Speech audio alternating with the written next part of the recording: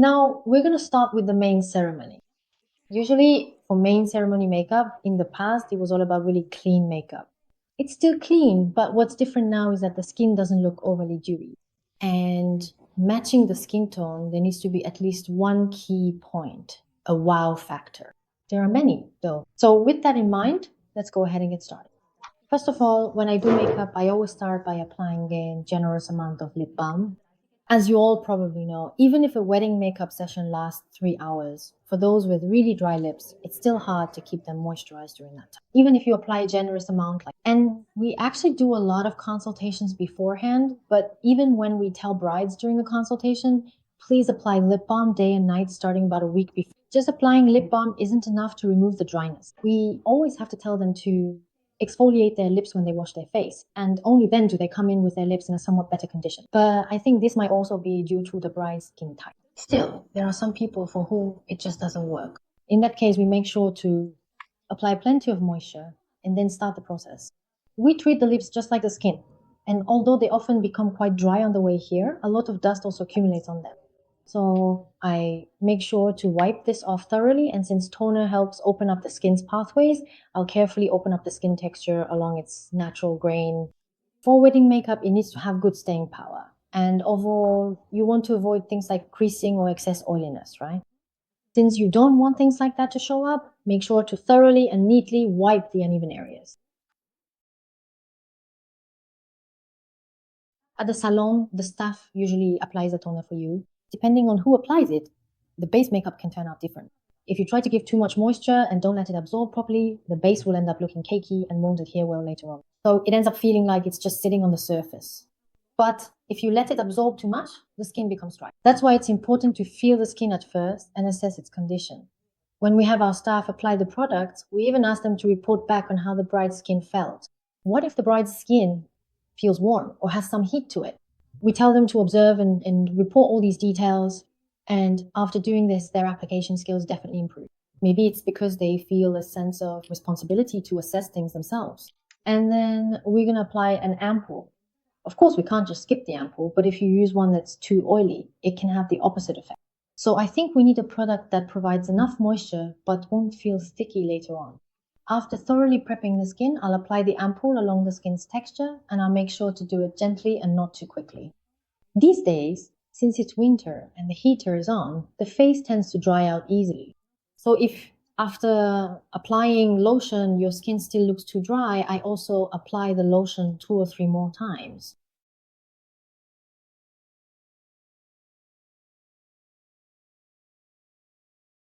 When you've applied lotion and touch your skin, sometimes it feels a bit sticky, right?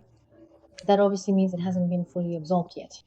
It's good to help the lotion absorb sufficiently by massaging it in with your hands.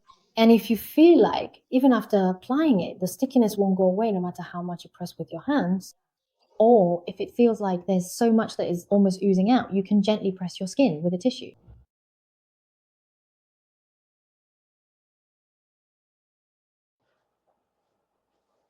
Now that we've done up to here, I'll draw the eyeliner. Of course, the eyeliner should go between the lashes. Please look up. I'll blend it out for a blurred effect. When drawing eyeliner, if you keep some tension, it goes on much more smoothly. But our eyes aren't flat like the back of our hand, right? Because the eyelid is curved, if you gently pull it so the client isn't uncomfortable and draw without applying too much pressure, it goes on much better. Otherwise, you'll get those jagged, uneven lines, right? That doesn't happen this way. If you draw it like this, you won't have that issue. And I always think that the end of the bone here, when you touch it, is where the eye ends. Since I believe the eyeball ends right here, I always try to extend the line as much as possible.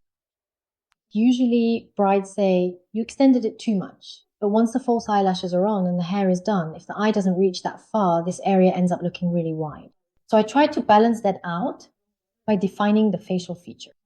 Honestly, even if the hair is pulled back and you contour as much as you want, that empty space can't really be covered. That means the overall facial features need to be extended, so I boldly define them from the very beginning. There's always a spot around here where it feels like the line bends a little, right? So while looking in the mirror, if you gently connect this area and blend it softly at the shadow stage, later when you draw the line, that part will be wrapped very smoothly. So I think you can just follow that as you do it. When you use the eyelash curler, you want to give your eyes a bit of tension, but since we're going to apply false lashes, you don't need to curl them too much. Just give them a slight curl. Make sure not to lift your wrist when using the curler. It should come straight down when you clamp it so it doesn't irritate the client's eyes. If you bend your wrist, you will keep pressing on the client's eye, which can cause irritation. And for the inner corner, although there are partial curlers, if you place the tip at the front and twist it upward, this area will lift like this. Keep your wrist still and always move your arm. If you finish by bending it like this at the end, you'll be able to curl the lashes well with the curler. And when you use a small curler, since its spot is smaller than a large curler, if you apply the same amount of force as you would with a large curler, the lashes will bend sharply and lift up completely. If that happens, the lashes will separate. So here too, if you add some tension and gently pull while placing the curler, you'll be able to cover the area much better. Please open your eyes. Yes, I'm going to mix black and brown together to create the eyeliner. Actually, this whole process, how long does bridal makeup usually take? The first round of makeup, usually it's finished within about 20 minutes. We quickly wrap up the overall look and then let the skin rest for a while, gently filling between the eyebrows, connecting them like this, and within the boundaries of the guideline, I'll fill it in. Please open your eye. And just a little bit underneath. In your case, the double eyelids are actually quite open at the front. This area is a bit wide. So if you draw all the way to the front, this eye looks fine, but this one ends up looking much more forward facing. That's why you need to open up the front part here. If you look down toward the 2 o'clock direction, don't go all the way to the end, just up to this part. Please try it. That way, the thickness will match up. If you go down to the dummy base, the slope becomes very steep, so the eyes look extremely asymmetrical. So instead of drawing all the way to the end here, just connect it up to this front line. Try it. Look inside, connect this back part, and I'll try it. Connect it up to the part where we drew the guide earlier. I'll try it. The double eyelid is much bigger on this side, but it really comes down to the smallest detail. Depending on where you draw and where you don't, your eyes can suddenly look very asymmetrical. With a point brush, look down and blur the part where we just drew the line, connecting it. But since this part of the eye has a slightly smaller double eyelid and that part is bigger, open your eyes. When connecting this, keep that in mind and make the thickness a bit different. If a client comes in with very thick double eyelids, make the eyeliner thicker as well. For those people, first apply a basic layer to the eyelashes and then attach the false lashes. Try adding some thickness to the eyelashes. The reason the double eyelid looks big is because the eyes don't appear bright and lively. So you get the feeling that you need to make them look more defined. But sometimes you can achieve that look with just the eyelashes. If your eyes still look dull and the eyelashes alone don't fix it, then add a little more definition. But that doesn't mean you have to draw the whole thing. It's really just a subtle difference. Even if you draw just 1 millimeter very thinly, it makes a difference.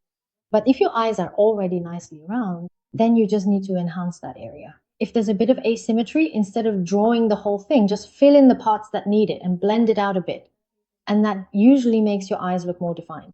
If you make it too thick overall, the makeup can end up making your eyes look overly emphasized. And while that can look nice, honestly, it's not easy to pull off. As for the eyelashes, I'll apply the Hit Me lashes. Please look down for a moment. Give the lashes a bit of tension and attach them at a 45-degree angle. These days, we don't apply them as densely as we used to.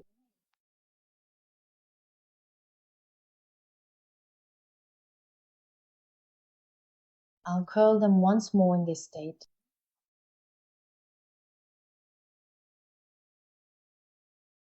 A lot of people seem to want their eyelashes to really stand out. So I also feel like I need to adjust my eyes a bit. In the past, for people who felt that way, I used to define their eyes a lot with shadow or eyeliner. But these days, that kind of look feels a bit old-fashioned to me. So instead of drawing a really bold line, I give the eyeliner a certain feel, drawing it purely and precisely, and then emphasize the eyelashes. Brides are much more satisfied with this approach. These days, that's the trend. I've changed my method, and this way the satisfaction is much higher. I think it makes a really big difference.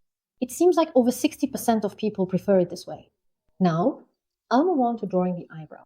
These days, the trend is to draw eyebrows very naturally, and people tend to make them quite thin. The trend of drawing thick eyebrows has passed, so now it's more about keeping them thin. And these days, even brides with black hair often truly want lighter colored eyebrows indeed.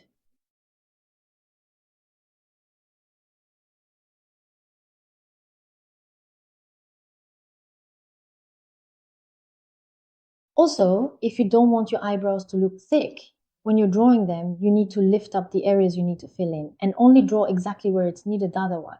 The eyebrows can end up looking too thick. When trimming as well, you should only cut exactly that part so you don't end up with gaps. When drawing or shaping the eyebrows, you can use shadow or pencil, but the more you enhance the base color around them, the more defined lines you get. So these days, since we don't make them too bold, it's important to keep the surrounding area clean. That's a very common technique now. This, by brightening it like this, the eyebrows appear to have a much larger area in that region.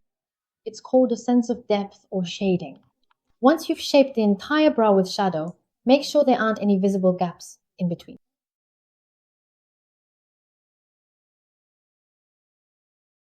Now, when you use a lighter eyebrow product, if you look at your brows, there are areas where the color clumps together. Those parts of the brows are darker while the rest is much softer, so I focus my first strokes mainly on those areas. I look in the mirror and then I gently touch up only the areas that need it.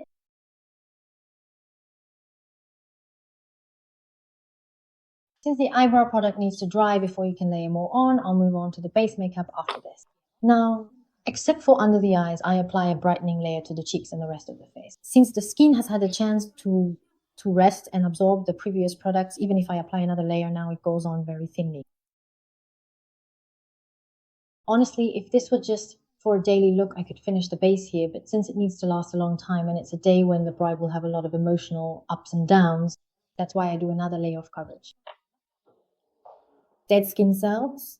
Actually, I've never had dead skin cells come up, but if they do appear, then there's nothing you can do about it. I either use something like oil to remove it or I just take it all off. I remove it and start over. I wipe everything off with toner because, as you saw earlier, I can go through a whole bottle quickly. So since I applied it really thinly, if it happens here, I remove everything around that area. It's best to just remove everything and reapply it quickly. That's the most stable way because if you try to fix it with balm or something, the products clump together. That's actually harder to blend. And if you think about how it looks after some time, it might seem fine now, but that's just a temporary fix. The area where you applied something oily will definitely stand out because it's different from the rest. So I just removed that area and redo it. But as you saw, I applied one layer, let it absorb, and then did it again. Almost never, when you do it a second time like this, it gets absorbed really well. Is it okay if primer gets on your face? That's honestly so annoying. What do you do in that case? But sometimes it gets stuck and hardens like this. If that happens, you can just peel it off like this. If that doesn't work, just move that part too. There too, I just gently use a pin to peel it off. But when finishing up, if that happens, I either push it off a bit or gently scrape it off with something clean. But sometimes, no matter what you do, it just won't come off. If, for example, the bride has good skin like this, then it works out. But for people with a lot of trouble spots or who need a lot of coverage, I just scrape it off there again. There's really no other way. Also, right now, you might be able to press it down temporarily with a mask, but this is a wedding. After some time passes and the bride's face heats up, that area will lift. That spot ends up looking a bit shiny. So when it lifts, I have to redo that part. So I scrape it off again. Quickly, as fast as possible, even just a little faster. But now, when they come after getting their hair done, then it becomes visible. You can see if something is stuck. Since it's applied thinly, if you quickly remove it from that spot, there won't be much difference compared to the surrounding area. Even if you just scrape off that part, some product remains. So it's been absorbed really well. So if you let it absorb just as much here, it blends in nicely. It applies smoothly. That's why I only apply one tone before doing the hair. But if, like now, there's even foundation applied, then you have to scrape off everything up to where the product is applied, all over. Foundation itself is made to adhere firmly after all. But earlier, what I applied was cushion and BB cream, right? Those have really good spreadability. So even if you blend or layer them, they go on smoothly and blend together well. But foundation isn't like that since it sticks right to the skin.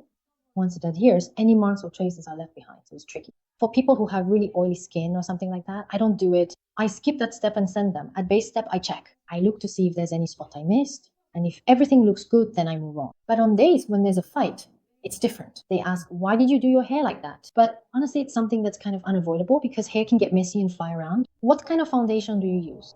I use the same a lot. And I also use stick foundations quite often. So, you know the area in the center here where you put blush.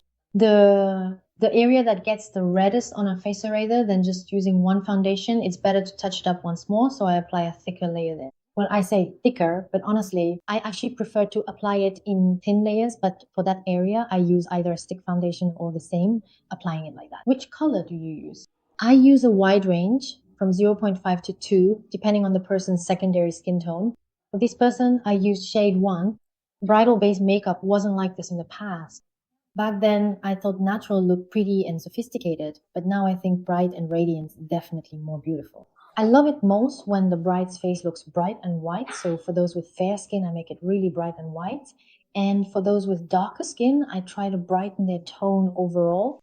The key is to make sure the tone doesn't end up looking dull later. You know those areas where the skin sticks out a bit? Yes.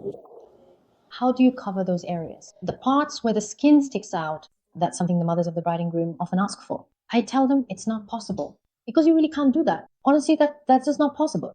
The way I explain it is, ma'am, our noses stick out, but we can't push them in, right? In the same way, I can't make the area under your eyes go in. But if I use some blush or brighten up your eye makeup, those areas won't stand out as much as usual. So I tell them I'll make the other parts look even prettier for you. Ma'am, I really don't think this is possible. Yes, it's not possible. Ma'am, that's what I say. I cover up all the dark circles and brighten up the area under the eyes.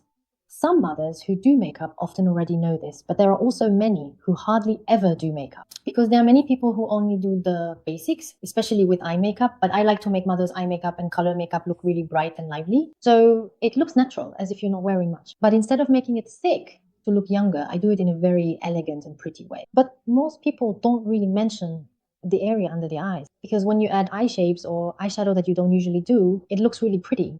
And the more you try to cover up, the more the wrinkles show. So, mom, that actually makes them stand out even more.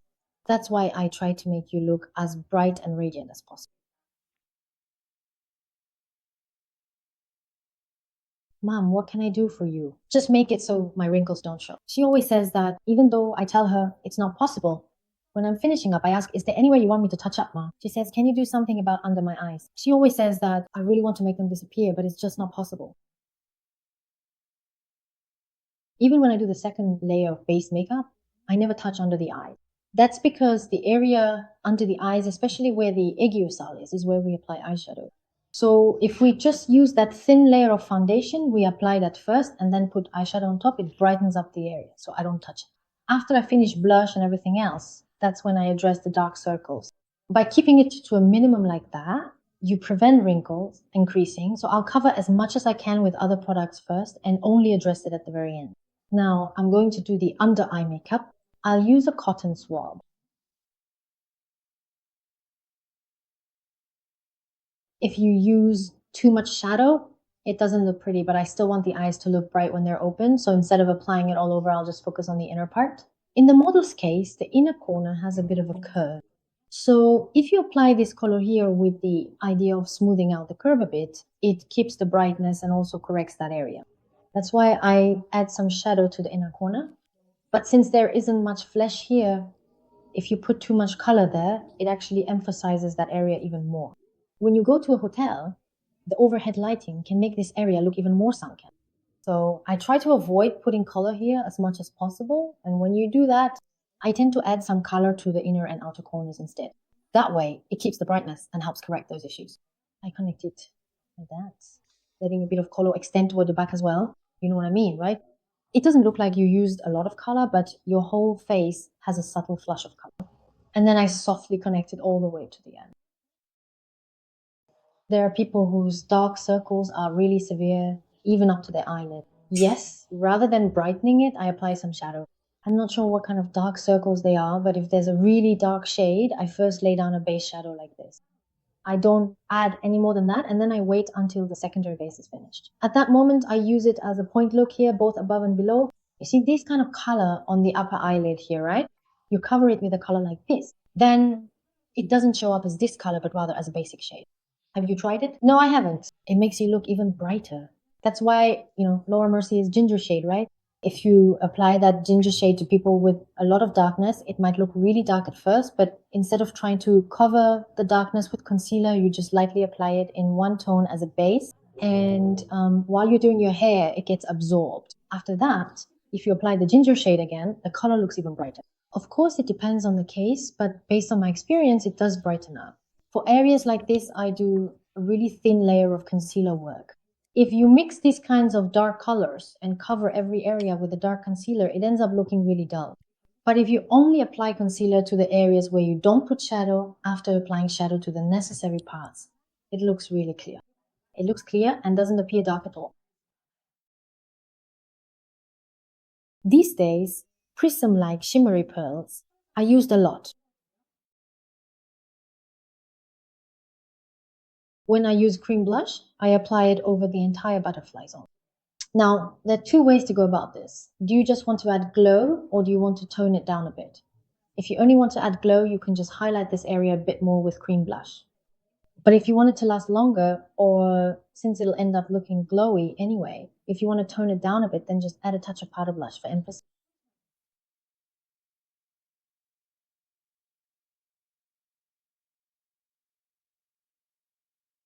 These days, since people often draw in the lip line, I define the line with a liner.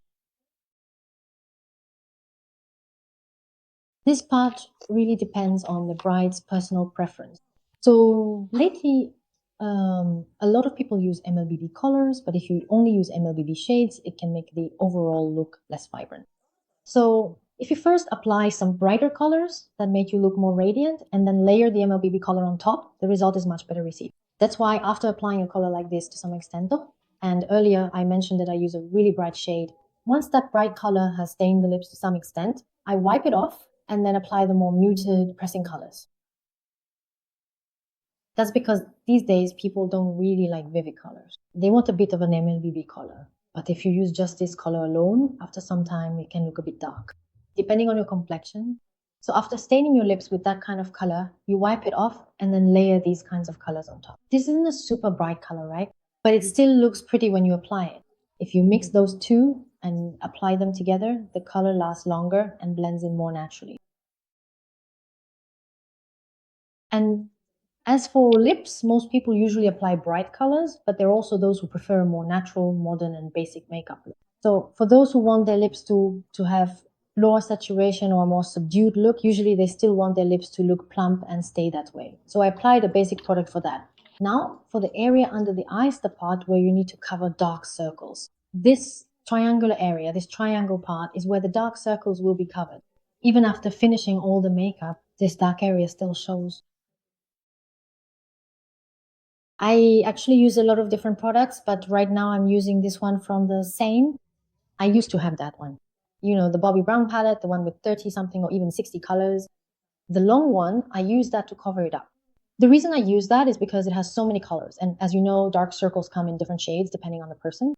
Even if they look the same, the way each skin tone takes the color is different. So I mix a lot of different shades to cover them up.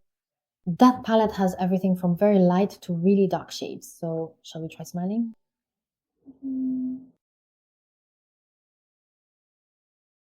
You know those areas that don't look good when they're oily? For places like this, I press them down. Even for a wedding day, I focus on pressing down these areas. And instead of using something matte, it's okay to use something a bit shiny, as long as it doesn't look oily here. And right under the hairline on the forehead, this area looks really bright. If you do it like that, your face looks beautiful. For the wedding makeup, the base was applied step by step earlier. From here, we start brightening up, and as we do this, the shading is already in place. Since this area is already a bit darker, just a few touches here create a really nice contour effect. So you don't need to add a lot of darkness with this product. Now, what you need to discuss with the bride here is how much more to do on the under eye area. Since brides often cry, you need to discuss whether to apply mascara on the lower lashes or whether to do a more defined makeup look on the under eye area. Based on that discussion, you can add or skip those steps. Also, you should talk about whether to use something with shimmer because some people don't like pearly or shimmery products. Then, for things like chunky glitter or pearls that look like teardrops, you also discuss those options and add them if desired. Other than that, the makeup usually ends at this stage. The makeup is pretty much done now. These days it's not the case, but if I had some extra time, I could sit down and rest for a bit. But I even escort them all the way to the elevator. Is it okay? When I see something that might need fixing, I always have a concealer brush in my hand like this. Just a moment, just a moment. I fix it, and I think it's just a personality difference. I can only stop worrying if I do it that way. I think it'll be fine even after you leave. Actually, when it comes to body makeup, there are products we used at the beginning, right? We use these to lightly blend things together. These days, there are a lot of tone-up creams available, so people use those a lot too, but basically, we adjust the tone in areas like this together. We have products specifically for the body. When you use that, it really looks so beautiful. It brightens you up, and it's something we use for dance performances, but these days you can't buy it anymore. So I haven't been able to use it. I feel like the quality of body makeup has dropped a bit, but since that product isn't available, I try to get as close as possible by using tone-up cream like that. Brides always ask me to do makeup on their arms. At that time, since things can get smudged, it's good to use tone-up cream on your arms like this, and usually our staff members handle the body makeup. Even with body makeup, we sometimes get complaints. So, just like with facial makeup, I think it's important to apply thinly and meticulously without any clumping. These days, the trend is not to go too heavy, and that's the point here. But from here, it depends on the bride's preference. If she says, I want my eyes to be more defined, then we add more eyeliner and under eye makeup. And if she wants her lips to be a bit redder, we adjust the color accordingly. So we make the lips a bit redder. We add a bit more than the basic look, but usually we keep it natural like this, although to be honest, it's not really that natural. It just looks natural because the bride is wearing a dress and the whole look matches together. Actually, the base makeup I down and you go into the hall, the skin looks really radiant. If your skin is already glowing and you intentionally add more shine, some people do that. There are people with really dry skin. For those people, just using products like these isn't enough. So I do use balm, but for most people, their skin already looks radiant. Since I apply the products with some time in between and really press them into the skin, the glow becomes even more intense later on. If you do this much, you are essentially done with the process. Great job.